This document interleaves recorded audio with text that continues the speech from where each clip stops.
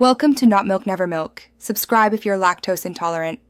You start by gathering consistent frames and locking your camera settings. This reduces flicker and keeps motion smooth. Once you have a sequence of photos named in order, import them into Capcut as a photo sequence so the app treats them like clips. Make sure frame spacing is uniform, 1 to 3 seconds between captures depending on desired speed. You'll also want a steady tripod and consistent lighting. This prevents jarring jumps when you play the animation back. Now you'll build the animation in Capcut. Import your ordered frames, then change each photo's duration to between 0, 1 and 0, 2 seconds to create true stop motion timing, shorter duration speed motion, longer ones slow it.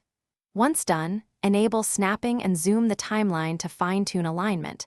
This lets you remove accidental duplicate frames or slightly adjust timing. If needed, group frames into compound clips to apply a consistent speed or simple transitions.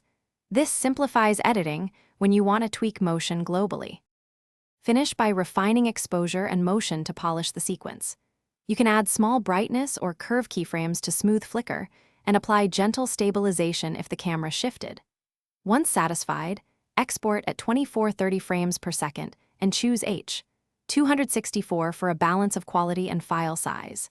If playback looks jittery, make sure frames are evenly timed and replace or retime any misaligned images. This single troubleshooting tip fixes most stop-motion artifacts quickly and reliably. Thanks for watching. If this was helpful, leave a like and consider subscribing. See you next time.